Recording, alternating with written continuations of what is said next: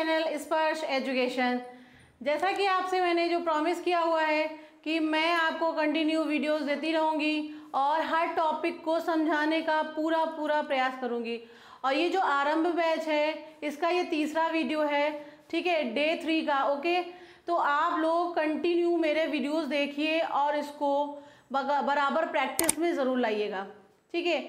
तो ज़्यादा टाइम नहीं वेस्ट करेंगे, आज जो कि अभी चल रहा है अपना संख्या पद्धति नंबर सिस्टम, उसी पे डिस्कशन करने वाले हैं। उसके कुछ क्वेश्चंस मैंने लाने को आपके लिए कहे थे, वही मैं आज लेकर आई हूँ। जो मैंने थ्योरी आपको समझाई है उसी बेस पे अब कुछ क्वेश्चंस आपको देने वाली हूँ।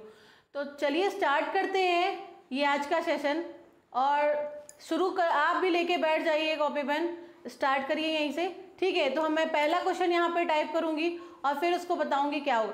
तो हमारा पहला क्वेश्चन क्या है उसको देखते हैं।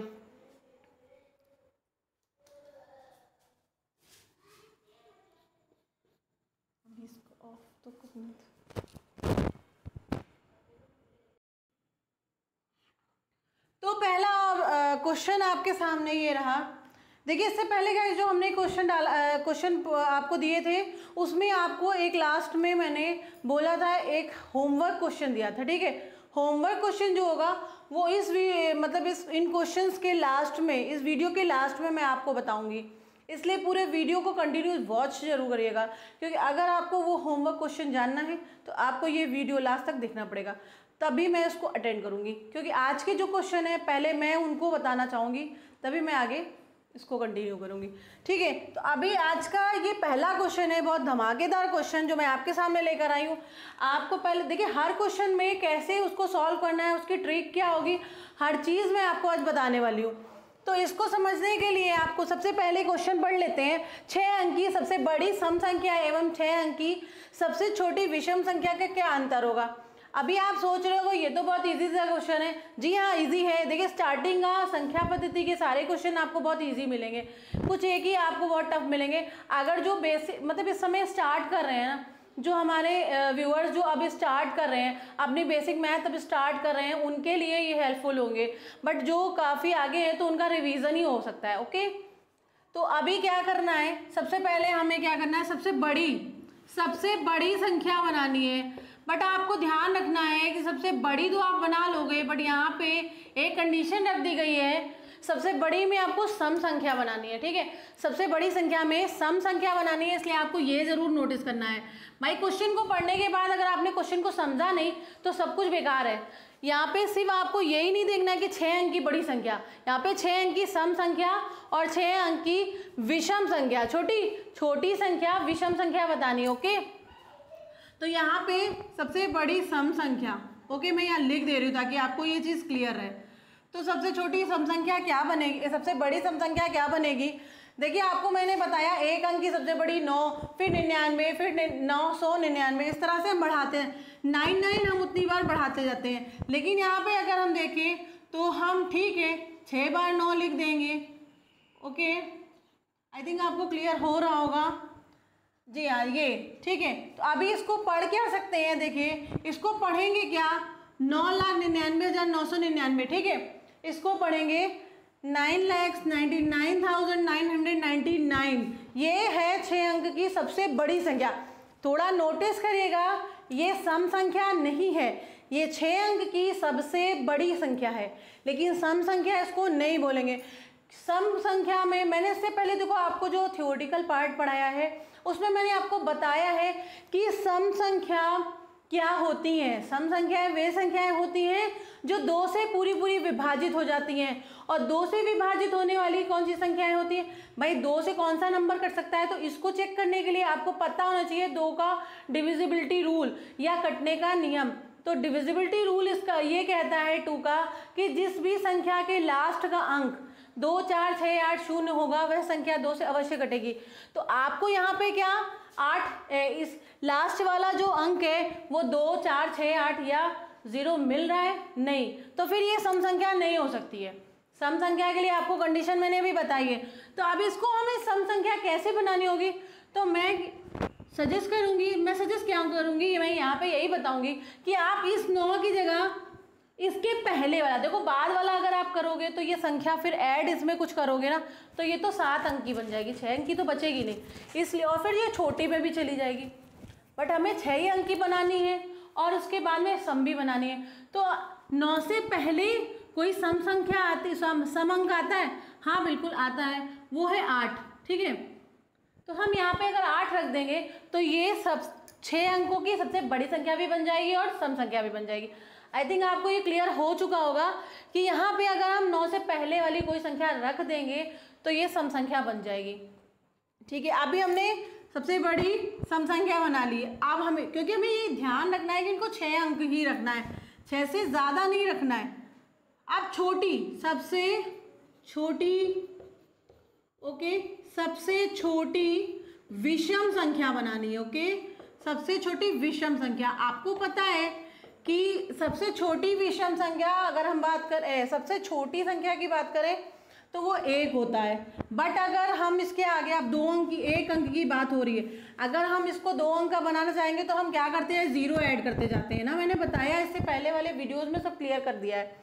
तो अभी हम यहाँ पे क्या करेंगे, कितने 0 ऐड करेंगे, ये 6 अंक की सबसे बड़ी सबसे छोटी संख्या बन जाएगी। तो 5 0 ये रहेंगे प्लस ये। ठीक है, तो ये हमारी सबसे छोटी संख्या बनेगी। ठीक है, 6 अंक की सबसे छोटी संख्या बनेगी, पर ये विषम संख्या नहीं है। अभी इसको हमें यहाँ पे कन्वर्ट करना पड़ेगा। तो ये, इसको हम पढ़ेंगे क्या, देखो आपको संख्या लिखना और संख्या को पढ़ना भी ज़रूर है, आना चाहिए। तो ये अगर देखें 5 0 है तो मतलब 1 लाख की बात की जा रही है। आपको पता है 1 लाख का मतलब होता है 5 0, 7 0 का मतलब करोड़ की बात की जा रही है। तो ये छोटी छोटी चीज़ें आई थिंक आपको सारी क्लियर होंगी और बाकी मैं भी बताती जा रही हूँ। तो यहाँ ये बनी है 1 लाख, पर ये अगर देखें तो ये तो भाई लास्ट में 0 है, तो ये तो सम संख्या है। हमको इसको कन्वर्ट करना है विषम संख्या में, और छोटी भी रखना है, 6 अंक की संख्या भी रखना है। कंडीशन देखिए ये है। अब इसमें हम क्या करेंगे, इसमें एक ऐड करेंगे। ठीक है, इस संख्या में एक ऐड, इसमें हमने माइनस किया, इसमें ऐड नहीं कर सकते थे क्योंकि अगर हमने इसमें ऐड किया तो ये छोटी संख्या में कन्वर्ट हो जाती और 7 अंक की बन जाती। बट इसमें ऐड करेंगे तो ऐसा कुछ भी कंडीशन नहीं आएगी। तो यहाँ पे जब, क्योंकि 0 के बाद में अगला जो है विषम संख्या क्या है कि 1 है। 0 तो सम संख्या है, इसके बाद 1 जो है विषम संख्या है। तो अगर हम यहाँ 1 रख देंगे तो ये बन जाएगा 1 लाख 1। ठीक है, तो ये हमारी छोटी भी है, 6 अंक की भी है और विषम संख्या भी बन गई है। अब इन दोनों का अंतर आपको बताना है। देखिए अंतर हमको बताना है, प्रश्न में पूछा जा रहा है अंतर। अंतर का मतलब होता है डिफरेंस। ओके, डिफरेंस आपको बताना है क्या आएगा। ओके, तो डिफरेंस कर लेते हैं भाई, 1 0 0 0 1 लाख 1। ओके, ये 9,99,998 है। ठीक है, ये 1 लाख 1 है। ओके, अब आपको इसको माइनस कर देना है। जब इसको माइनस करेंगे तो क्या आएगा, 8 में 1 जाएगा तो 7, देन 9 में 0 जा रहा है भाई 9 ही रहेगा, फिर 9 में 0 जा रहा 9 ही रहेगा। उसके बाद में तीसरा 9 भी ले लेते हैं, वो भी क्योंकि 4 हैं तो 4 और 9 हम ऐसे लिख देते हैं। बट लास्ट वाले 9 में 1 माइनस हो रहा है तो हम इसको माइनस कर देंगे तो 8 आ जाएगा। ओके, तो ये देखिए 1 2 3 4 5 6 अंक की संख्या भी बनी, मतलब 6 अंक की ये भी संख्या आई है क्योंकि हमको यहाँ पे माइनस करने पे 6 अंक की चाहिए थी। अब हम अपना ऑप्शन देख लेते हैं कौन सा, यही हमारा आंसर है। ओके, ये आंसर है और ये हमारी संख्या बन गई है। तो हम अपना ऑप्शन चेक कर लेते हैं, हमारा आंसर किसमें, किस ऑप्शन में रखा है। अच्छा, इसको पढ़ना भी बता दूँ, इसको क्या पढ़ेंगे, इसको पढ़ेंगे 8 लाख। ओके, 8,99,997। ओके, या फिर हिंदी में इसको पढ़ेंगे 8,99,997। ठीक है, दोनों का आपको बाइलिंगुअल मैं इसीलिए बताती चलती हूँ दोनों लैंग्वेज में, ताकि आपको ये चीज़ें क्लियर हो सके। तो हमारा देखिए ऑप्शन जो है वो ए ऑप्शन में सही दिया है। ठीक है, आई थिंक आपको ये क्वेश्चन क्लियर हो गया होगा। अब हम चलते हैं नेक्स्ट क्वेश्चन, जो कि सेकंड क्वेश्चन है, उसको वॉच करते हैं वो क्या कह रहा है। तो हमारा सेकंड नंबर क्वेश्चन ये रहा आपके सामने। बहुत ही धांसू क्वेश्चन है, बहुत ही इजी क्वेश्चन है, और इसको कैसे आपको पता ही होगा, लेकिन फिर भी मैं आपके सामने, देखो हर ये जो मैं वीडियो लेके आती हूँ ना, इसमें आपको हर चीज़ मिलेगी, टफ भी मिलेगा, इजी भी मिलेगा, मीडियम भी मिलेगा, ताकि आप हर लेवल को समझ पाओ। ओके, हर लेवल तक मैं आपको पहुंचाना चाहती हूँ, इसलिए मैं इस तरह के क्वेश्चंस लेके आती हूँ। ओके, अभी चलते हैं। निम्नलिखित में से कौन सी संख्या सबसे बड़ी है? निम्नलिखित में से कौन सी संख्या सबसे बड़ी है, इसको बताना है। तो पहले तो आपको ये सारी संख्याएं पढ़नी आनी चाहिए, ठीक है। तो अभी पढ़ लेते हैं। पहले तो हिंदी वाले देख लें, इसको क्या पढ़ेंगे? ये 16,37,010 पढ़ा जाएगा, ये 16,31,076 पढ़ा जाएगा, ये 16,73,041 पढ़ा जाएगा, और ये 16,73,103 पढ़ा जाएगा। अभी इंग्लिश में भी देख लीजिए, 16,37,010, 16,31,076, 16,73,041, 16,73,103। अभी आपको बस इसमें क्या बतानी है? बड़ी संख्या बतानी है। देखिए, बड़ी संख्या के लिए सबसे पहले हम देख लेते हैं 16 तो सब में कॉमन है, तो मानी बात है 16 से तो देखना बेकार ही है। ओके, अभी हम आगे वाली संख्या देखते हैं। तो यहाँ पे 37 है, यहाँ पे 31 है, यहाँ पे 73 है, यहाँ पे 73 है। तो भाई ये वाली तो सारी कैंसिल ही कर दो, ये दोनों तो कैंसिल ही कर दो, कहीं इनमें से तो बड़ी है ही नहीं है। तो 30 के इक्वल मानी जाए, 40 के इक्वल मानी जा सकती है, ये 40 के और ये 30 के इक्वल। बट अगर हम इन दोनों से भी बड़ी ये दोनों रखी हैं, तो अब हम इन दोनों में देखेंगे, क्योंकि क्या होता है ना कि आपको कभी भी ऑप्शन में अगर चेक करना है, ठीक है, यहाँ ये तो ऑप्शन, यहाँ पे भी 4 ही चीज़ें दी हैं, तो जब भी 4 चीज़ें दी हैं, ऑप्शन बेस पे दिया है, तो आप एलिमिनेट करो, अपनी गलत चीज़ों को हटाओ, तो आप सही के करीब बहुत जल्दी पहुँच जाओगे। सोचो 4 में आपने 3 पहले ही हटा दिए, सॉरी 4 में अगर एक आपने हटा दिया गलत, तो 3 बचेंगे सही आपके पास। अब आपके पास सोचिए कम कंपटीशन रह गया ये सर्च करने के लिए कि सही क्या है। देन उसके बाद फिर आपने एक गलत हटाया, तो आपके पास सिर्फ 2 ही बचे। अब आपके पास और भी कंपटीशन कम हो गया, बहुत एकदम लाइट हो गया। तो क्या है कि अब आपको एक सही होगा, एक गलत। अब या तो आप गलत को हटा दो, या तो आप सही निकाल लो, तो ये आपके ऊपर डिपेंड करता है। तो वही मैंने यहाँ पे एलिमिनेट कर दिया, ये 2 ऑप्शन तो बिल्कुल हटा ही दो। अब इन दोनों में हमें चेक करना है कि कौन सा बड़ा। तो यहाँ पे देखो 73 कॉमन है, बट लास्ट में देखो 41 है, यहाँ पे 103 है। तो आई थिंक आपको क्लियर हो चुका होगा भाई, 41 से 103 तो बड़ा ही होता है ना। तो हमारी बात है, ये हमारा सबसे बड़ा ऑप्शन होगा। तो सबसे बड़ी संख्या जो होगी हमारी, भाई मैं लिख दे रही हूँ लेकिन फिर भी आप इसको समझ लो, ठीक है। मैंने क्या 16,73,103, ये संख्या जो है मेरी सबसे बड़ी है, इस क्वेश्चन की सबसे बड़ी संख्या है भाई, इस क्वेश्चन की है, बाकी और नहीं।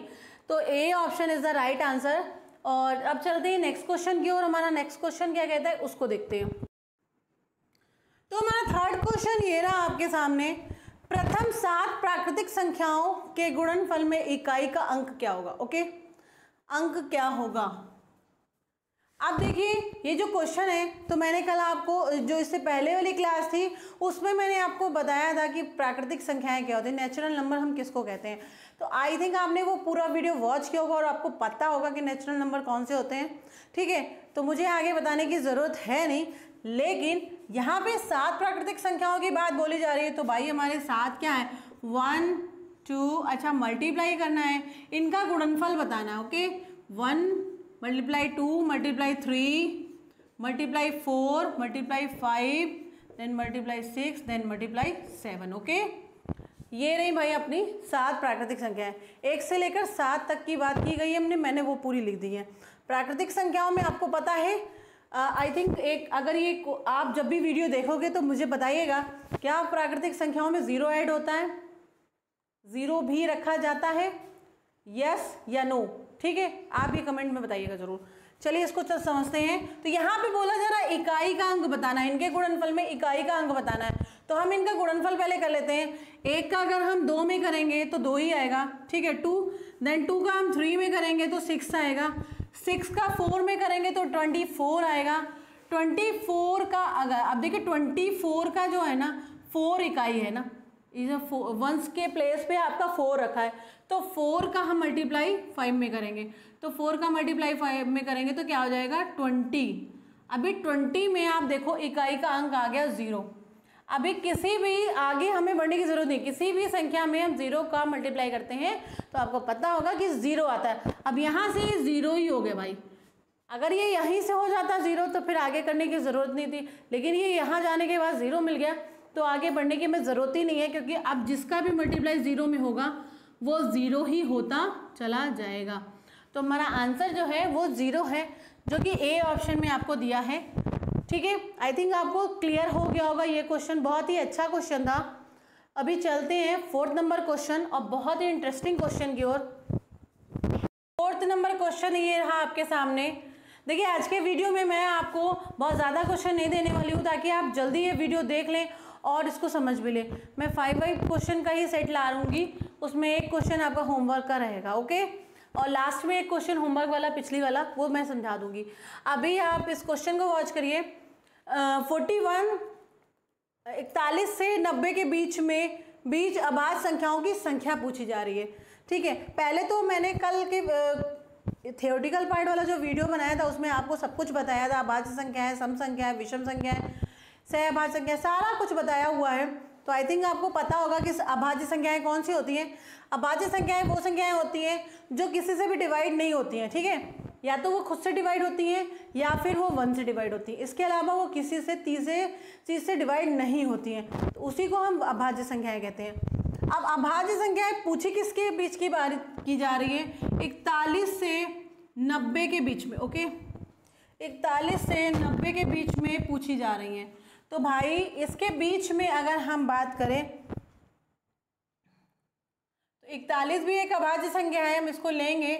ठीक है, फिर उसके बाद अगली है 43, 47, आपको पता होगा I think, then 53, then 59, then 61, then 67। Okay, मुझे ये हटाना पड़ेगा यहाँ से। 67, देन 71, 73, उसके बाद होती है 79, देन उसके बाद होती है 83 आई थिंक। ओके हाँ, देन उसके बाद में 89 आई थिंक। हाँ बस, इसके बाद 97 ही आती है। ओके, इसके बाद कोई नहीं आती है। 100 तक, ये 100 तक की थी। अभी आप देख सकते हो कि 41 से लेकर 89 तक की आपकी ये मैंने लिख दी हैं। ये सारी अभाज्य संख्याएं होती हैं, इनको आप मेमोराइज कर लीजिए। ठीक है, आपको इनको याद करना बहुत ज़रूरी है। अगर आपने इनको याद नहीं किया तो सब बेकार है। अभाज्य संख्याएं कम से कम 200 तक की अभाज्य संख्याएं आपको पता होनी चाहिए, क्योंकि एग्जाम पॉइंट ऑफ व्यू से ये क्वेश्चंस आते रहते हैं कि कौन सी, मान लो ऑप्शन में दे दिया कि 4 कोई ऑप्शन रख दिए, पूछ दिया कि इनमें से कौन सी अभाज्य संख्या नहीं है या फिर इनमें से कौन सी अभाज्य संख्या है, तो अगर आपको पता ही नहीं होगा तो आप कैसे करोगे। इसलिए ये आपको याद करना जरूरी है। देखिए ये आपका याद वाला सेक्शन है। तो पहले देख लेते हैं कितनी संख्याएं, 1 2 3 4 5 6 7 8 9 10 11 12। ओके, 12 संख्याएं। देखिए 40 से लेकर, अगर ऐसे याद कर लीजिए ना, 40 से 50 के बीच में 3 ही है अभाज्य संख्याएं, 41 43 और 47। फिर 50 से लेकर 60 के बीच में सिर्फ 2 हैं, 53 और 59। उसके बाद 50 से लेकर 60 के बीच में सिर्फ 61 और 67 ही है, 2 ही। देखिए 50 और 60 के बीच में तो कितनी इजी थी। फिर उसके बाद 60 से 70 के बीच में सिर्फ 2 हैं, नहीं 2 नहीं 3 है। ओके, उसके बाद 80 से 90 के बीच में सिर्फ 2 संख्याएं। तो ऐसे भी आप याद कर लिए, एक एक करके 10-10 के अराउंड में याद कर सकते हैं। ओके, तो आई थिंक अपने आंसर क्या है, ये कितनी संख्याएं हैं, 12 हैं। ये सिर्फ 40 से 90 के बीच की बात की जा रही है, तो 12 यहाँ हमारा ऑप्शन ये रहा। तो हमारा आंसर जो है वो 12 रहेगा। ओके, आई थिंक ये भी क्वेश्चन आपको अच्छे से क्लियर हो गया होगा, और आई थिंक आप बहुत अच्छे से इंजॉय भी कर रहे होगे आज का सेशन। ठीक है, चलिए अब चलते हैं नेक्स्ट क्वेश्चन की ओर। देखिए बहुत जल्दी जल्दी मैं इन क्वेश्चंस को बता रही हूँ, क्योंकि बहुत ही ईजी एंड बेहतरीन क्वेश्चन है। तो हमारा 5th नंबर क्वेश्चन जो है वो ये रहा आपके सामने। 6 भिन्न अंकों से बनी सबसे छोटी संख्या एवं 6 भिन्न अंकों से बनी सबसे बड़ी संख्या का अंतर क्या होगा।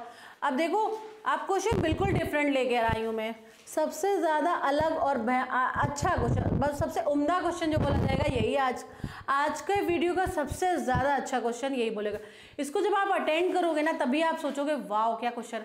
इजी क्वेश्चन कभी कभी ऐसे होते हैं ना जो बहुत बोरिंग लगते हैं, इसलिए थोड़े चैलेंजिंग क्वेश्चन होने भी बहुत जरूरी। तो लो भाई, अब मैं चैलेंजिंग क्वेश्चन लेके आई हूँ थोड़ा अलग प्रकार का। तो 6 अंकों की थोड़ा कंडीशन समझनी है आपको कि आपको क्या करना है। 6 अंकों की सबसे छोटी संख्या पहले बनानी है। ओके, यहाँ पे बट आपको कंडीशन ध्यान रखनी है भाई, सबसे छोटी संख्या। ओके, सबसे छोटी संख्या क्या बनेगी, तो थोड़ा ध्यान रखिएगा, 6 भिन्न अंकों की सबसे बनानी है छोटी। ठीक है, तो सबसे पहले आपको पता है कि अगर हम छोटी बनाते हैं 6 अंकों की तो हम क्या करते हैं, 1 लाख लिख देते हैं भाई, 1 के आगे 5 जीरो। ठीक है, 1 लाख लिख देते हैं। अब हमें ये भिन्न अंक तो है नहीं, इसमें तो सारे ही जीरो सेम ही है ना भाई, 1 को हटा के बाकी सारे जीरो सेम हो रहे हैं। तो इसलिए यहाँ पे बोला जा रहा 6 भिन्न अंकों की। जब भिन्न अंकों की बात की जाती है तो हमें हर अंक अलग रखना होता है। ठीक है, हर अंक अलग रखना होता है। अब अगर हम एक चीज़ देखें कि अगर हम यहाँ पे 1 के बाद, तो देखो सबसे छोटी संख्या, देखो 0 तो 1 के पहले रख नहीं सकते हैं इसलिए, लेकिन 1 के बाद रख सकते हैं। तो 1 के बाद सबसे छोटी 1 अगर है, लेकिन 1 से भी सबसे छोटी संख्या 0 होती है। ठीक है, 0 को रखेंगे। देन मान लो 0 और हम 1 दोनों हटा देते हैं तो सबसे छोटी संख्या क्या होगी, 2 होगी। अगर गिनती में से फिर 2 को भी हटा देते हैं तो 3 होगी, फिर 3 को भी हटा देते हैं तो 4 होगी, और 4 को भी हटा देते हैं तो 5 होगी सबसे छोटी संख्या। ठीक है, तो इस तरह से ये बन गई हमारी सबसे छोटी संख्या 6 अंक की, और वो भी भिन्न अंकों की सबसे छोटी संख्या। अब हमें बनानी है सबसे बड़ी। तो सबसे बड़ी बनाने के लिए सबसे बड़ा अंक तो 9 होता है। ठीक है, अब उसके बाद 9 को अगर हम हटा दें तो 8 होता है। ठीक है, फिर उसके बाद अगर हम 8 को भी गिनती से हटा दें तो सबसे बड़ा अंक 7 होगा, फिर ऐसे 6 होगा, फिर 5 होगा, फिर 4 होगा। ये कितनी बनी, 1 2 3 4 5 6 अंक की बन गई भाई। ये भी बन गई आपकी 6 अंक की, वो भी बिल्कुल भिन्न अंकों की बड़ी संख्या। अब हमें क्या बताना है, इनका अंतर बताना है। अंतर हमें इनका बताना है, डिफरेंस। ओके, तो इनका डिफरेंस करने के लिए हमें क्या करना होगा, सबसे पहले बड़ी संख्या में छोटी संख्या को आपको माइनस कर देना होगा भाई। छोटी में बड़ी मत माइनस कर देना, बड़ी में छोटी करना है, नहीं यहाँ पे उठा के ऐसे आप माइनस करने लगो। ओके, ये ज़रूर ध्यान रख लेना। ठीक है, अब हम इसको माइनस करते हैं। तो सबसे पहले 14 में से 5 जाएगा तो हमारा 9 बचेगा, जो कि सभी में दे रहा है। उसके बाद में ये बोलना है, इसने इसको दे दिया, ये हो गया 4, 4 में से 4 गया 0, जो कि सभी में दे रहा है। ठीक है, मैच भी करते चलेंगे। उसके बाद में यहाँ 6 में से 3 जाएगा तो 3 बचेगा, जो कि 2 में दे रहा है। अब ये हटा, नहीं 3 में दे रहा है, ये तो बिल्कुल हटाए दो, ये नहीं होगा। ठीक, उसके बाद में 7 में 2 हटाना है 5, जो कि भाई इसमें भी दे रहा है, इसमें ये हटा दीजिए। अब हमारे पास 2 ऑप्शन बचे। अब आप देखिए, फिर 7 हो गया, फिर उसके बाद 8 जो है वो 8 में से क्या जा रहा है, 0 जा रहा है, तो 8 वैसे ही जाएगा, लिखा जाएगा उस, जो कि किस में दिया है आप देख सकते हो, इसमें भी सब में दे रहा है। अब उसके बाद 9 में से 1 जाएगा तो 8 बचेगा। तो ये आप देख सकते हो किस में मिल गया आपको, ये रहा आपका second answer. Okay, second is the right answer. ठीक है, सेकंड ऑप्शन में आपका राइट आंसर दिया है, ये हमारा आंसर है। ओके, आपने क्या करना था, आपने समझ लिया होगा कि आपको जब डिफरेंट अंकों की बोली जा रही है तो आपको इस तरह से बनानी होगी। ठीक है, और जब डिफरेंट अंकों की बोली जा रही है सबसे बड़ी, तो भी इस तरह से, और देन उसके बाद उसको माइनस कर देना। अब हमारा आ गया है होमवर्क वाला क्वेश्चन। ठीक है, तो वो जो होमवर्क वाला क्वेश्चन है वो मैं यहाँ समझा देती हूँ, और आपने अगर मेरा वीडियो पूरा वॉच किया होगा तभी आपको होमवर्क वाला क्वेश्चन मिलने जा रहा है। तो जो मैंने इससे पहले वाले वीडियो में होमवर्क क्वेश्चन डाला है ना, उसको कर लेते हैं। ओके, तो होमवर्क वाला क्वेश्चन हमारा ये रहा आपके सामने। होमवर्क वाला क्वेश्चन ये था, 15,000, 14 सैकड़ा, 3 दहाई, इन सबको प्लस करना था। ठीक है, इन सबको प्लस करना था और आपको दिखाना था। तो 15,000 आप जानते हो कैसे लिख सकते हैं, पहले ही आपको 15,000 लिख लेना है। ठीक है, 15,000 ऐसे लिखा जाता है। फिर 14 सैकड़ा का मतलब 1400। ठीक है, 1400, तो 1400 हम कैसे लिखेंगे, ऐसे। ठीक है, ओके। फिर 3 दहाई का मतलब है 3 दहाई, इकाई ये होता है इकाई और दहाई, ठीक है। तो इस वाले स्थान पे 3 रहेगा, यहाँ पे 0, ठीक है। तो आपको 3 को दहाई, यहाँ पे आप 0 रखो या ना रखो आपकी मर्जी है, बाकी 0 तो आना ही है। अब हमें इनको क्या कर लेना है, प्लस कर लेना है। 0 3 फिर 4 फिर ये 6 देन 1, तो ये हमारा आंसर रहा। लेकिन जब इसको हम पढ़ेंगे तो पढ़ेंगे 16,430, ठीक है। ये 15,000 नहीं कहलाएगा, 16,430।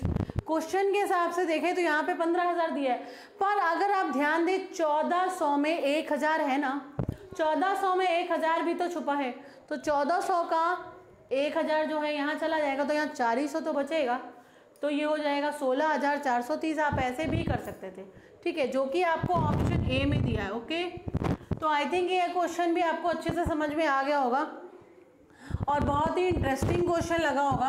अब हम चलते हैं आज का होमवर्क क्वेश्चन जो आपको यहाँ पे देने वाले हैं, ठीक है। क्वेश्चन आपका होमवर्क क्वेश्चन रहा है, ठीक है, और मैं इसको रीड आउट नहीं कर रही हूँ, आप इसका स्क्रीनशॉट ले लीजिए कि क्या है, ठीक। तो आई थिंक और इसके आंसर जो है, जो भी इसका आंसर होगा वो आपको मुझे कमेंट बॉक्स में कमेंट करके देना है, ठीक है। और बस ये यहाँ से हमारा सफ़र ख़त्म हो रहा है आज के वीडियो का। चलिए अब आपसे बहुत जल्दी मिलेंगे नेक्स्ट वीडियो में, और इंटरेस्टिंग क्वेश्चन लेके आने वाले हैं, इसलिए प्लीज़ वीडियो को वॉच जरूर करते रहिएगा, चैनल को सब्सक्राइब करिएगा, लाइक करना एंड कमेंट करना एंड लास्ट शेयर करना बिल्कुल मत भूलिएगा। तब तक के लिए bye bye and take care.